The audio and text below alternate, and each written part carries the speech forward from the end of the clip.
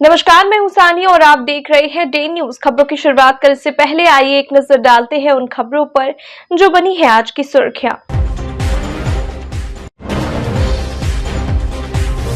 भाजपा विधायक के साले को गोली मारकर अपराधियों ने लूट लिया बाइक, कैश और मोबाइल, हालत गंभीर।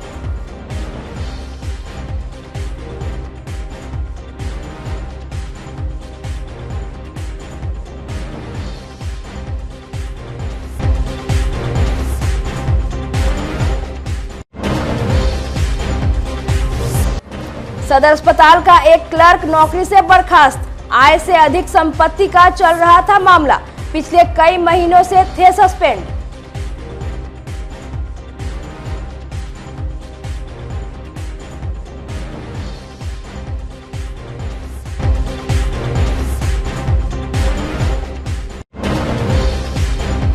और बीपीएससी शिक्षक परीक्षा में पकड़ा गया मुन्ना भाई, दोस्त की जगह दे रहा था परीक्षा।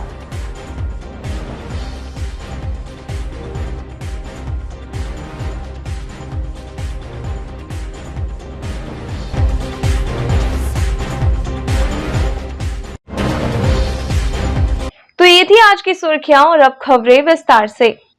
मुजफ्फरपुर में गुरुवार की रात बदमाशों ने लूट के दौरान एक युवक को सीने में गोली मार दी। गंभीर हालत में उसे निजी अस्पताल में भर्ती कराया गया। घटना अहियापुर थाना क्षेत्र के मेडिकल ओवर ब्रिज के पास की है। घायल युवक का नाम उज्जवल कुमार चौबे है। यूपी के प्रयागराज से बीजेपी विधायक पीयूष रंजन का वह साला बताया गया है। गुरुवार की रात वे दरभंगा से लौट रहे थे। इसी दौरान बदमाशों ने उन्हें रोक लिया और लूटपाट करने लगे। विरोध किया तो बदमाशों ने उनके सीने में गोली मार दी। गोली लगने के बाद उज्जवल ने राहगीरों से मदद मांगकर अस्पताल पहुंचा। घटना की जानकारी मिलते अहियापुर पुलिस मौके पर पहुंच गई। स्थानीय लोगों के बयान के आधार पर पुलिस बदमाशों की तलाश शुरू कर दी है। बताया गया कि उज्जवल सासाराम के रहने वाले हैं और मुजफ्फरपुर के एक कंपनी में साइट इंजीनियर के रूप में काम करते हैं और वर्तमान में मिठनपुरा के एक मकान में किराए पर रहते हैं। बदमाशों ने उज्जवल की बाइक और बैग लूट ली है। एएसपी टाउन भानु प्रताप सिंह ने बताया कि उज्जवल के बयान के आधार पर पुलिस मामले की जांच कर रही है। फिलहाल एक निजी अस्पताल में इलाज चल रहा है। बीजेपी के कई नेताओं ने अस्पताल आकर उज्जवल का हाल जाना। हमको सूचना दुकान पताही चौक से हम आए हैं। सूचना मिला है कि उज्जवल सर को गोली लगा हुआ है कॉलेज में। ये नाम है जो हॉस्पिटल का, मेडिकल कॉलेज में, कृष्णा मेडिकल कॉलेज में। गोली कहाँ लगा है? गोली इधर में आसपास में कहीं लगा हुआ है। जगह के नाम हमको जानकारी नहीं। हमको वहाँ से फ़ोन आया है कि जाइए, तो हम यहाँ डायरेक्ट आए हैं। यहाँ पता नहीं हमको कि कौन भर्ती करवाया। हम यहाँ डायरेक्ट आए हैं, वहाँ देखे हैं। ठीक ना, आने के बाद देख रहे हैं कंडीशन, देख के उसको बता रहे हैं सर को। कितना गोली लगा? एक गोली लगा हुआ। क्या करते थे? ये उज्जवल सर कंपनी, बुल कंपनी में काम करते हैं। हाँ, करीब 7 बजे के करीब हमको यूपी से फ़ोन आया। प्रयागराज के विधायक जी है पीयूष रंजन जी, कि हमारे संबंधी के उनके साला है, उनको गोली मार दिया गया मुजफ्फरपुर में। हम लोगों ने तुरंत देखा कि भाई कहाँ है। अहियापुर थाना प्रभारी को फ़ोन किए कि भाई आप ही के क्षेत्र में कोई घटना हुआ है, इस तरह से कोई गोली मार दिया है, हमारे एक विधायक जी के साला है उनके। तो इन्होंने देखा कि मेडिकल के नज़दीक ओवर ब्रिज पर गए। तब तक वहाँ वो नीचे ऊपर गोली मारा था, तब पैदल नीचे आ रहे थे, लोगों से हेल्प मांग रहे थे। तब थाना प्रभारी गया वहाँ और उसको ला के मेडिकल में ले गया। मेडिकल में वहाँ रेफर कर दिया, कहा कि हमसे नहीं होगा, गोली लगा हुआ है। तो माँ जानकी में लोग लाया है। माँ जानकी में हम लोग एडमिट कराए हैं, उनका इलाज चल रहा है। ऑपरेशन होगा, ब्लड वगैरह सब चल रहा है, ऑपरेशन होगा। कहाँ से कहाँ जा रहे थे वो? ये कंपनी में काम करते हैं, बुल कंपनी है कोई, उसमें अच्छे पोस्ट पर हैं, इंजीनियर वगैरह हैं, साइड इंजीनियर हैं, तो काम करते हैं। और हमको लगता है लूटपाट करने के ख्याल से ही ऐसा किया गया। बाइक भी छीन लिया है, बाइक भी ले गया है, बैग वगैरह जो था उनके पास वो भी ले गया। बैग में हो सकता है कि पैसा वगैरह भी हो, तो उनको हो जाएगा तो वो बताएंगे। इस तरह की घटनाएं तो हमको लगता है उस क्षेत्र में हमेशा हो रहा है। हमको एसएसपी साहब से मिलके, सबसे मिलके बार बार ये प्रयास करते हैं कि सरकार थोड़ा सा बदली है तो दिखना भी चाहिए, थोड़ा प्रशासन को एक्टिव भी होना चाहिए, लेकिन अब क्या कहें। क्या नाम हुआ उनका जिनका घायल? वो उज्ज्वल जी नाम है उनका। कहाँ के रहने वाले हैं वो? सासाराम के रहने वाले। यहाँ पर कहाँ रहते थे? यहाँ पर नारायणपुर के आसपास। जी मिठनपुरा से। भाजपा में प्रयागराज से क्या नाम है उनका? भाजपा विधायक उनका नाम पीयूष रंजन। उनके साले हाँ, उनके ही साले हैं, अपने साले उनके। क्या मामला है सर? घटना अय्यापुर थाना क्षेत्र के अंतर्गत एक जपाहा पुल है, जिस पर एक व्यक्ति आ रहे थे जिनका नाम उज्ज्वल कुमार चौबे है, जो दरभंगा से आ रहे थे। उस दौरान उनके साथ गोलीबारी की घटना हुई, जिसमें उन्हें गोली लगी और गोली लगने के पश्चात उन्हें हॉस्पिटल लाया गया। अभी उनकी हालत स्टेबल है और उनका इलाज चल रहा है। क्या क्या लूट हुआ है? प्रथम दृष्टया लूट की घटना लग रही है, जिसमें उनकी एक बाइक है और वो उनके पास नहीं है, यानी लूट कर ले गए हैं उसको। कितने गोली मतलब लगा? गोली तो मेडिकल जांच के बाद ही पता चलेगा कि एग्जैक्ट कितनी है। अभी स्थिति क्या है घायल का? हालत उनकी स्टेबल है और वो खतरे से बाहर है। अभी डॉक्टरों से भी हमने बात की। घायल का पहचान वगैरह होता है? हाँ, पहचान हो गया है। उनका नाम उज्ज्वल कुमार चौबे है, जो यहाँ रेंट का मकान लेके रहते हैं, मिठनपुरा थाना क्षेत्र के अंतर्गत।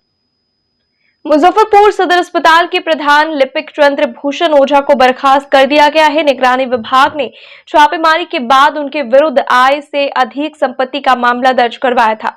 विभाग की कार्रवाई से अन्य कर्मियों में भी खलबली मच गई है। प्रधान लिपिक चंद्र भूषण ओझा अभी निलंबित चल रहे थे। निलंबन अवधि में उनका मुख्यालय मोतीपुर पीएससी कर दिया गया था। इस बीच अपनी पड़ती नियुक्ति कराकर वह मोतीपुर से सदर अस्पताल में काम करने लगे। उनके विरुद्ध वर्ष 2016 में आय से अधिक संपत्ति का मामला सामने आया था। छापेमारी में 50 लाख से अधिक की संपत्ति मिलने के बाद निगरानी विभाग ने उनके विरुद्ध मुकदमा दर्ज करवाया। Civil surgeon doctor Ajay Kumar ने बताया कि राज्य मुख्यालय के आदेश के बाद बर्खास्तगी की कार्रवाई की गई है। सिविल सर्जन कार्यालय के प्रधान लिपिक चंद्रेश्वर ओझा को निलंबित कर दिया गया। ऐसा पूरा मामला क्या है? ये मामला काफ़ी पुराना है और मुझे स्टेट हेल्थ से वहाँ से फ़ोन आया है कि 14 तारीख को कोर्ट में है, आप यहाँ पर आइए, यहाँ पर इस मैटर को डिस्कस करने के लिए, और वहाँ के गवर्नमेंट जो वकील हैं हाई कोर्ट के, उनसे मिलते हुए आप आइए। गवर्नमेंट हाई कोर्ट वहाँ पर वकील साहब ने कहा कि आप डायरेक्टर इन चीफ से मिलकर इस संबंध में जो है जो एक्शन होगा लेकर लेटर यहाँ पर जमा कीजिए। तो उसमें जो आदेश था उसी आदेश को, जिला के स्टेट के आदेश को हम लोगों ने अनुपालन किया और उसके बाद फिर हाई कोर्ट में हम लोग एफिडेविट के मामले में उस आदेश की प्रति लगाते हुए हम लोग ने वहाँ समर्पित किया है। आय से अधिक संपत्ति के मामले आय से अधिक संपत्ति के मामले में विजिलेंस की रिपोर्ट और सारी रिपोर्ट जो है, और स्टेट हेल्थ पदाधिकारियों के द्वारा जो भी रिपोर्ट था सारे को संलग्न करते हुए माननीय न्यायालय को हम लोग सब कुछ कर दिए हैं, बर्खास्त कर दिया गया। उसको बर्खास्त, उस आदेश में बर्खास्त करने का आदेश था, उसी का अनुपालन किया गया है।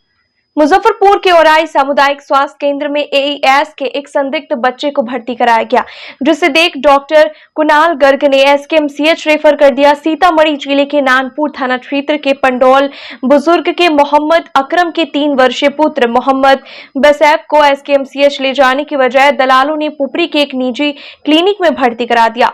जब इस बात की जानकारी स्वास्थ्य विभाग के आला अधिकारी को मिली तो हड़कंप मच गया। बच्चे की खोज की गई और उसे एसकेएमसीएच के पीको वार्ड में भर्ती कराया गया, जहां इलाज के बाद बच्चे की हालत में सुधार है। Civil surgeon doctor Ajay Kumar Singh ने बताया कि बच्चे की हालत अब ठीक है। पीएससी और सीएससी स्तर पर ऐसे दलालों को चिन्हित कर कड़ी कार्रवाई की जाएगी। ये बच्चा अभी जो है मुजफ्फरपुर मेडिकल कॉलेज में एडमिटेड है और वो सीतामढ़ी का रहने वाला था और पीएससी में वो आया था। पीएससी में एम्बुलेंस वहाँ पर, जैसा कि वहाँ के प्रभारी के द्वारा बताया गया, जिसकी हम लोग अभी जांच करा रहे हैं, प्रभारी के द्वारा बताया कि 2 एम्बुलेंस वहाँ खड़ी थी, वो एम्बुलेंस में नहीं बैठ कर बाहर निकल गया और वहाँ से जाकर सीतामढ़ी में वो इलाज करा रहा था। वहाँ से उसको ट्रेस किया गया, सीतामढ़ी सिविल सर्जन से बात किया गया और मैं उनसे कहा कि डीएम साहब से भी बात करनी है, तो बोले कि डीएम साहब से हम लोग लाइजनिंग में हैं और सब संज्ञान में मामला है और बच्चा ठीक है, इलाज चल रहा है उसका। फिर हम लोग ने यहाँ से इनिशिएटिव लिया और उसको जो है फिर मेडिकल कॉलेज में वहाँ एडमिट कराया गया है और कल तक का रिपोर्ट है कि बच्चा ठीक है, सुधार हो गया है उसमें। जानकारी आ रही है सर कि SKMCH से रेफर किया गया था, पर जी। दलालों के द्वारा निजी नर्सिंग होम में भर्ती करा दिया उसके हम लोग देख रहे हैं, अगर जानकारी इस तरह की बात है तो उस पर कड़ी कार्रवाई की जाएगी कि PSC कैंपस में दलाल कैसे सक्रिय हैं। गया। बच्चे में एफेबराइल था, बुखार नहीं था उसको, और उसको थोड़ा सा बच्चा सुस्त था, मेंटली अलर्ट नहीं था, और उसको जो है ग्लूकोज लेवल घट गया था उसका। वहाँ पर 10% डेक्सट्रोज का ड्रिप दिया गया, मिडोना स्प्रे नेजल दिया गया, और उसके बाद में स्टेबल होने के बाद में 9:30 बजे उसको रेफ़र किया गया था, जैसा कि वहाँ के प्रभारी चिकित्सा पदाधिकारी के द्वारा बताया गया। फिर भी हम लोगों ने वहाँ पर ब्लॉक में हेल्थ मैनेजर से भी बात किए और उसको कर किया है कि बच्चा को ट्रेस कीजिए और विलम्ब उसको जो अपनी निगरानी में उसको लेकर मुजफ्फरपुर मेडिकल कॉलेज में भर्ती कराइए। अभी बच्चे की स्थिति कल शाम रात तक रिपोर्ट है कि ठीक है बच्चा। बारिश में जल जमाव से मुक्ति के लिए नगर निगम के द्वारा मुजफ्फरपुर के पक्की सराय चौक से जेल चौक तक बड़े नाला का निर्माण किया जा रहा है। कुछ दिन पूर्व मेयर निर्मला शाहू और डिप्टी मेयर मोनालिसा ने जब इस नाला निर्माण का औचक निरीक्षण किया था, तब मानक के अनुरूप निर्माण कार्य करने का निर्देश दिया गया। उसके बाद भी नाला निर्माण में मानकों के अनुसार सामग्री नहीं लगाई गई। यही कारण रहा कि शटरिंग हटाते ही नाला भरभरा कर गिर गया। नाले में लगी सरिया दिखाई देने लगी, जिस पर स्थानीय लोगों ने कई तरह के सवाल खड़े कर दिए। स्थानीय लोगों ने जांच की मांग की है। पूरे मामले को लेकर डिप्टी मेयर मोनालिसा का कहना है कि मुजफ्फरपुर में चल रहे निर्माण कार्यों का कोई लेखा जोखा उन लोगों के पास है ही नहीं, ना तो योजना का और ना ही राशि का जिक्र निर्माण स्थल पर संवेदक के द्वारा लगाया जाता है, और ना ही मानक के अनुरूप कार्य करने की जांच नगर निगम के इंजीनियरों के द्वारा किया जाता है, जिसका यह परिणाम है कि नवनिर्मित नाला ध्वस्त हो गया है। वो नाले अब किस योजना से बन रहे हैं वो तो मुझे पता करना होगा। और सबसे बड़ी बात है कि DPR हम लोगों के स्टैंडिंग की बैठक में हम लोगों के द्वारा DPR भी मांगी गई थी, तो उस पर चर्चा भी हुई थी, तो ये डिसीजन हुआ था कि DPR दिया जाएगा। तो मांगने के बावजूद भी DPR अवेलेबल नहीं कराई गई है। तो मैं देखती हूँ किस योजना से है, और सबसे बड़ी बात है कि बोर्ड भी प्राक्कलन राशि कितनी उसमें खर्च हुई उसका भी बोर्ड तक नहीं लगाया गया है। तो मैं पता करती हूँ, और ये बहुत गलत तो हो ही रहा है और गुणवत्ता पूर्ण काम भी नहीं हो रही है। मैं वहाँ गई भी थी एक बार, करीब 2-3 महीने पहले मुझे लगता है कि मैं गई हूँ और देखी हूँ, उसके बाद मैं नहीं जा सकी।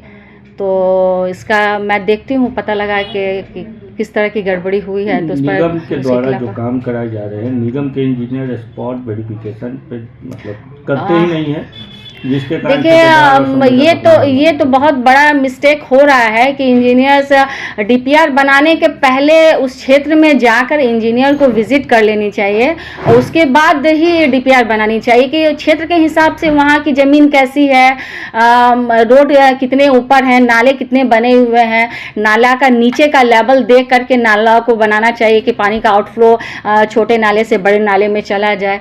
तो DPR बनाने के पहले इंजीनियर को विजिट कर लेनी चाहिए, जो यहाँ के इंजीनियर नहीं करते हैं। काम के दौरान भी नहीं जाते, काम के दौरान भी वो लोग विजिट नहीं करते हैं। मैं गई थी, मुझे लगता है कि मैं बोली भी हूँ कि 2-3 महीने पहले गई थी, तो मैंने वहाँ से पूछा भी है, संवेदक से भी पूछा है, तो उन्होंने भी कहा कि मैडम इंजीनियर नहीं आए हैं। तो ये तो बहुत बड़ी बात है, इंजीनियर को जाना चाहिए, और मैं नगर आयुक्त महोदय से भी बात करूँगी इस मैटर पर। 31वां वार्षिक सम्मेलन की तैयारी को लेकर शुक्रवार को सीनियर सिटीजन काउंसिल के मुजफ्फरपुर आमगोला पड़ा पोखर स्थित कार्यालय में एक बैठक की गई, जिसमें बताया गया कि छाता चौक स्थित चित्रगुप्त एसोसिएशन में 17 मार्च को 11 बजे दिन से वार्षिक सम्मेलन होने जा रहा है। समारोह का उद्घाटन प्रजापिता ईश्वरीय विश्वविद्यालय की रानी दीदी करेंगी। मुख्य अतिथि के रूप में कृषि विश्वविद्यालय पूसा के पूर्व कुलपति गोपाल जी त्रिवेदी के साथ सांसद अजय निषाद, पूर्व मंत्री सुरेश शर्मा, नगर विधायक Vijendra Chaudhary, mayor Nirmala Shahu, deputy mayor Monalisa, Bihar विश्वविद्यालय के CC/DC अमिता शर्मा एवं महंत राघवेंद्र दास सिरसिया विशिष्ट अतिथि के रूप में समारोह में शामिल रहेंगे। समारोह में कौशल के कार्य का लेखा जोखा एवं आगामी योजनाओं पर विचार होगा। इस अवसर पर काउंसिलिंग द्वारा प्रकाशित संकल्प सुरभि 2024 का लोकार्पण होगा और निर्धारित प्रक्रिया अनुसार चयनित सदस्यों एवं शहर के गणमान्य लोगों को सम्मानित किया जाएगा। मैं शारदा चरण, chairman upper house, senior citizen council Muzaffarpur के वार्षिक अधिवेशन के विषय में आपसे कुछ कहना चाहता हूँ। सीनियर सिटीजन काउंसिल 1992 में स्थापित हुई और लगातार सीनियर सिटीजन्स, वरीय नागरिकों के कल्याण का काम करते आ रही है। प्रत्येक वर्ष हम लोग इसका अधिवेशन करते हैं और उस अधिवेशन में सीनियर सिटीजन काउंसिल के किए हुए क्रियाकलापों का विवरण प्रस्तुत करते हैं, उस पर विचार विमर्श करते हैं और आगे क्या करना है इसके विषय में हम लोग अपनी कार्य योजना बनाते हैं। इसी क्रम में इस साल भी हम लोग 17/3/2024 को जयप्रकाश चौक पर स्थित कौन जगह है चित्रगुप्त स्टेशन के हॉल में अपना 31वां वार्षिक समारोह करने जा रहे हैं। 11 बजे से हम लोगों का समारोह शुरू होगा और 5 बजे तक समारोह चलेगा। बीच में 1:30 बजे से 2:30 बजे तक हम लोगों का भोजनावकाश होगा। उसमें हम लोग मेंबर लोगों को सीट पर ही भोजन कराएंगे। सम्मेलन का उद्घाटन राजयोगिनी रानी दीदी करेंगी और इसके मुख्य अतिथि होंगे राजेंद्र कृषि विश्वविद्यालय के पूर्व कुलपति डॉक्टर गोपाल जी त्रिवेदी और विशिष्ट अतिथि होंगे अजय निषाद, माननीय सांसद, पूर्व मंत्री सुरेश शर्मा जी, नगर विधायक विजेंद्र चौधरी जी, उसके बाद और कौन है CCDC बिहार यूनिवर्सिटी अमिता शर्मा, हमारे मेयर होंगी, क्या नाम है, हाँ, उसके बाद डिप्टी मेयर होंगी, उसके बाद महंत जी होंगे। बीपीएससी शिक्षक भर्ती परीक्षा के दौरान शुक्रवार को मुजफ्फरपुर के MSKB परीक्षा केंद्र से एक मुन्ना भाई पकड़ा गया। उसे बायोमेट्रिक जांच में डिटेक्ट कर लिया गया। नगर थाना अध्यक्ष विजय कुमार सिंह ने कहा कि महिला शिल्पकला भवन कॉलेज के परीक्षा हॉल में भागलपुर जिला के एक परीक्षार्थी के जगह आरोपी युवक परीक्षा देने आया था, जिसे बायोमेट्रिक जांच के क्रम में पकड़ लिया गया। कॉलेज की ओर से दर्ज कराई गई प्राथमिकी के आधार पर आगे की कार्रवाई की जा रही है। आज बीपीएससी की परीक्षा थी शिक्षक की, उसमें महिला शिल्प कला सेंटर पर एक दूसरे की जगह पर परीक्षार्थी बैठ के एग्जाम दे रहा था, जिसको बायोमेट्रिक न मिलने के कारण उसको पकड़कर हैंडओवर किया गया है। कांड दर्ज करके अब अनुसंधान किया जाएगा। कहाँ का सर ये परीक्षार्थी है? ये परीक्षार्थी भागलपुर के हैं। मुजफ्फरपुर के साहेबगंज थाना क्षेत्र के दुर्गा चौक के पास गुरुवार की रात बिजली के शॉर्ट सर्किट से रेडीमेड और फुटवेयर दुकान में भीषण आग लगने से दुकान में रखे लाखों की संपत्ति जलकर राख हो गई। घटना के बाद से दुकानदार सदमे में है। पूर्वी चंपारण के केसरिया थाना के बैरिया निवासी भूषण कुमार रोज की तरह अपनी दुकान बंद कर घर चले गए। मध्य रात्रि में दुकान के मकान मालिक ने फोन कर घटना की जानकारी दी। पीड़ित दुकानदार ने बताया कि लोन पर रुपए लेकर उसने दुकानदारी शुरू की थी। जी, हमारे दुकान में आग लग गया कल। जोर से बोलिए ना। हमारे दुकान में आग लग गया कल। हम 9 बजे दुकान बंद कर गए। 12 बजे हमारे मकान मालिक फ़ोन किए कि आग लग गए, आओ। तो हम आए, देख रहे हैं पूरा जल गया। आग कैसे बुझाया? उसके बाद गाड़ी आया, पानी वाला, छोटा वाला आया तो बुझाया। उसके बाद बड़े वाला आया। किस चीज़ का दुकान है, कहाँ पर है? जी, कपड़े का दुकान है और फुटवेयर का दुकान है, दुर्गा चौक, साहेबगंज, बहादुरपुर सराय। थाना को सूचना दिए हैं इसका? जी, अभी दिए हैं। कितना का लगभग नुकसान है? 10 लाख का नुकसान है। क्या नाम हो गया? भूषण कुमार। घर कहाँ हो गया? बेरिया। थाना? केसरिया। मुजफ्फरपुर के सैया एसडीपीओ कुमार चंदन ने शुक्रवार को साहेबगंज के राजेपुर ओपी का निरीक्षण कर बताया कि आगामी लोकसभा चुनाव को लेकर पुलिस अभी से अलर्ट हो गई है। एसएसबी जवानों का कैंप लग गया है। जगह जगह वाहन चेकिंग के साथ फ्लैग मार्च की जा रही है। वांछित अपराधियों पर नकेल कसने के लिए कार्रवाई की जा रही है। इससे पहले एसडीपीओ ने साहेबगंज थाना पहुंचकर विधि व्यवस्था का जायजा लिया। मौके पर साहेबगंज थाना अध्यक्ष सिकंदर कुमार, राजेपुर ओपी अध्यक्ष राधेश्याम, मुखियापति राम नरेश समेत अन्य पुलिस पदाधिकारी मौजूद रहे। आज एक रूटीन कार्यक्रम है जो कि साल में एक बार अनुमंडल पुलिस पदाधिकारी को अपने हर थाने का निरीक्षण करना होता है, जिसके तहत राजेपुर ओपी का निरीक्षण कार्यक्रम रखा गया और निरीक्षण काम किया जा रहा है। इसमें जो भी डॉक्यूमेंट्स होते हैं, जो भी रजिस्टर होते हैं, थाना के रख रखाव, साफ सफाई, हर चीज़ का निरीक्षण किया जाता है। इसमें लोकसभा चुनाव को लेकर क्या कुछ निर्देश? हम लोग पूरी तरह से अलर्ट हैं और एसएसबी का कैंप भी आया गया है। जगह जगह हम लोग चेकिंग भी करवा रहे हैं, फ्लैग मार्च भी हो रहा है, एरिया डोमिनेशन का भी काम चल रहा है और जो भी वांछित हैं, चाहे दूसरे ज़िले के हैं या हमारे ज़िले के हैं, सबको हम लोग कार्रवाई कर रहे हैं और गिरफ्तारी का प्रयास कर रहे हैं और गिरफ्तारी करके हम लोग भेज भी रहे हैं। लोगों के लिए सर क्या मैसेज होगा लोकसभा चुनाव को लेकर? सभी लोग बिना भय के मतदान करें। आगामी लोकसभा चुनाव की तैयारियों एवं रूपरेखा तैयार करने के लिए शुक्रवार को मुजफ्फरपुर के तिलक मैदान रोड स्थित जिला कांग्रेस कार्यालय में वैशाली लोकसभा क्षेत्र की समीक्षा बैठक की गई। इसमें मुख्य अतिथि के तौर पर वैशाली लोकसभा प्रभारी प्रद्युमन राय शामिल होकर कार्यकर्ताओं के साथ लोकसभा चुनाव की तैयारी पर समीक्षा की। इसके साथ ही कई अन्य बिंदुओं पर चर्चा की गई। मीडिया से बात करते हुए वैशाली लोकसभा प्रभारी प्रद्युमन राय भाजपा पर हमलावर रहे। उन्होंने कहा कि भाजपा ने जो भी वादा किया उसे पूरा नहीं किया, इसलिए इंडिया गठबंधन के जो भी उम्मीदवार होंगे वह पूरी मजबूती से चुनाव लड़ेंगे और उसमें उनका सहयोग करने के लिए कांग्रेस पार्टी पूरी तरह से कमर कस चुकी है। बैठक के दौरान कांग्रेस के जिला अध्यक्ष अरविंद कुमार मुकुल सहित कई प्रखंडों के अध्यक्ष मौजूद रहे। का ऑब्जर्वर नियुक्त किया गया है। आज हम आए हैं इसमें विशुद्ध रूप से अपने संगठन के जो होने वाला चुनाव है आगामी लोकसभा, जो मेरा इंडिया गठबंधन का उम्मीदवार होगा, उस पर बूथ पर मजबूती से तैयारी रहे और ये जुमलेबाज सरकार वो 10 साल से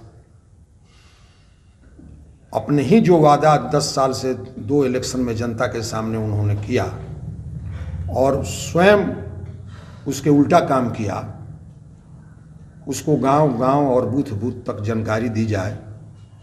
आज भी हमारे देश में अभी अगर आप लोग नहीं होते, आप लोग माने आप लोग जो यहाँ खड़ा है, तो जो हमारे मीडिया, मैं खुल के बोलना चाहता हूँ कि 3 चीज़ मिल करके इस संविधान को धज्जी उड़ा रही है। एक मीडिया, नेशनल मीडिया, दूसरा मोदी और तीसरा ये जो चुनाव हो रहा है अथी से, ईवीएम से, ये मशीन। जनता तो जान चुकी है और वो भी जान चुके हैं कि जो 10 साल हमने समझाया लोगों को, लोग हमको बढ़िया से समझ लिया। इसका जीता जागता उदाहरण है कि घबराहट में आज जो संवैधानिक चीज़ है उसको दुरुपयोग करके और हमारे इंडिया गठबंधन के कुछ लोगों को, जो लोग डर जाते हैं, उनको तो मिला लेते हैं, घुटना टेका लेते हैं, और जो नहीं डरते हैं उनको परेशान करते हैं। आप सुने होंगे कि देश के प्रधानमंत्री महाराष्ट्र में भाषण दिए, अजीत पवार को उन्होंने कहा कि 27,000 करोड़ का इन्होंने घोटाला किया है, 48 घंटा के अंदर जेल भेजेंगे। लेकिन यही एक हिंदुस्तान है कि 48 घंटा में वो भाजपा ज्वाइन करते हैं और डिप्टी सीएम बनते हैं महाराष्ट्र का। ये आप लोग देख रहे हैं। बंगाल में हुआ, हर राज्य में छापामारी हो रही है। चुनाव को किसी तरह से क्योंकि हताशा में है, जान समझ गए हैं कि निष्पक्ष चुनाव हुआ तो मेरा सफाया तय है। महंगाई कहे थे कम करने के लिए 60 रुपया जब मनमोहन सिंह के सरकार में हमारे यूपीए की गवर्नमेंट में पेट्रोल था, वो आज 100 के ऊपर हो गया। जिस आधार कार्ड को वो कह रहे थे कि देशद्रोह है, आज उसी आधार कार्ड पर सब काम हो रहा है। जब से देश आज़ाद है तब से आज तक इतनी महंगाई 45% पर अध्यक्ष जी चला गया है में थी बेरोजगारी। आप नौजवान हैं, ठीक है आप आए हैं यहाँ लेने, लेकिन आप जैसे नौजवानों को तो किसी और काम में तो लगना चाहिए। हमारे नौजवान परेशान हैं, हमारे किसान परेशान हैं, हमारे आम गरीब परेशान हैं, पूरा देश का माहौल गड़बड़ है। सिर्फ और सिर्फ काम है हिंदू और मुस्लिम, इसके अलावा कोई काम नहीं करना है। परिवर्तनकारी जनसंघर्ष मोर्चा ने मुजफ्फरपुर के विद्यालयों में लगाए जा रहे समरसेबल एवं डेस्क बेंच आपूर्ति में व्यापक अनियमितता का आरोप लगाते हुए जांचोपरांत भुगतान करने के लिए शुक्रवार को जिलाधिकारी को ज्ञापन सौंपा है। मोर्चा के प्रदेश अध्यक्ष विजय कुमार ने बताया कि संवेदक और आपूर्तिकर्ता का चयन करने का अधिकार विद्यालय को है। मुख्यमंत्री ने विद्यालय शिक्षा समिति में वार्ड सदस्यों को उसमें अध्यक्ष बनाने का काम किया, लेकिन जिला शिक्षा पदाधिकारी ने तमाम नियमों की अनदेखी कर अनुभवहीन संवेदकों को इसका काम दे दिया, जो घटिया क्वालिटी के सामान का इस्तेमाल कर रहे हैं। इसलिए प्रमंडलीय आयुक्त और जिलाधिकारी से मिलकर इसकी जांच की मांग की है और उनसे अनुरोध किया है कि जांच के बाद ही उनका भुगतान किया जाए। भी हम लोग आयुक्त महोदय से मिले और उसके बाद जिलाधिकारी मुजफ्फरपुर से मिल करके हम लोगों ने जो जिला शिक्षा पदाधिकारी हैं उनके द्वारा जिले के तमाम विद्यालयों में बच्चों को शुद्ध पेयजल के लिए समरसेबल और वाटर स्टेशन लगाने और साथ ही साथ जो विद्यालय है उसमें डेस्क बेंच लगाना था। अभी जो काम करने का जो है संवेदक और आपूर्तिकर्ता के चयन करने का अधिकार विद्यालय को है। मुख्यमंत्री जी ने विद्यालय शिक्षा समिति में पंचायती राज के प्रतिनिधि वार्ड सदस्यों को उसमें अध्यक्ष बनाने का काम किया, लेकिन ये तमाम जिला शिक्षा पदाधिकारी तमाम नियमों की अनदेखी करके और मोटी रकम, इनके जो है एक क्लर्क हैं राजेंद्र सिंह, मोटी रकम लेकर के और पूरे जिले में ऐसा जो है जाल बिछा दिया कि अनुभवहीन संवेदक काम कर रहा है और सेमल का लकड़ी लगा रहा है। घटिया क्वालिटी का जो है पाइप, टंकी और मोटर इस तरह से लगाया जा रहा है जिससे 100-150 बोर्ड करके ही महज जो है बोर्डिंग गाड़ा जा रहा है। हम जिलाधिकारी से मांग किए हैं और उन्होंने जो है डीडीसी को इसकी जांच दी है। हम जिलाधिकारी महोदय से कहना चाहते हैं और आपके माध्यम से मुख्यमंत्री जी से कहना चाहते हैं कि इस मामले की, इसमें अरबों रुपए का घोटाला है, इस मामले की जांच कराइए। एक तरफ जहां पर के पाठक जी जैसे ईमानदार पदाधिकारी हैं उनके पीठ के पीछे जो इस तरह का घोटाला हो रहा है तो इसकी जांच कराई जाए, अन्यथा हम लोग उच्च न्यायालय का दरवाजा खटखटाएंगे। विद्यार्थी परिषद उत्तर बिहार प्रांत के नेताओं ने कहा है कि विगत कुछ सप्ताह में देखा गया है कि विद्यार्थी परिषद का नाम संयुक्त छात्र संगठन के लेटर पैड से बिहार विश्वविद्यालय में उपयोग किया जा रहा है। इसे विद्यार्थी परिषद कहीं से समर्थन नहीं करती है। शुक्रवार को आयोजित प्रेस वार्ता में प्रांत मीडिया संयोजक पुष्कर सिंह ने कहा कि एबीवीपी वर्तमान में देश के किसी शैक्षणिक परिसर में किसी अन्य छात्र संगठन के साथ सहयोगी की भूमिका में नहीं है, किसी संयुक्त छात्र संगठन को समर्थन नहीं करती है। महानगर मंत्री अभिनव राज ने कहा कि विद्यार्थी परिषद जेएनयू जैसे कैंपसों में भी किसी अन्य छात्र संगठन को समर्थन नहीं करती है, तो यहाँ संयुक्त छात्र संगठन के नाम से अखिल भारतीय विद्यार्थी परिषद का अखबार में समाचार प्रकाशित दुर्भाग्यपूर्ण है।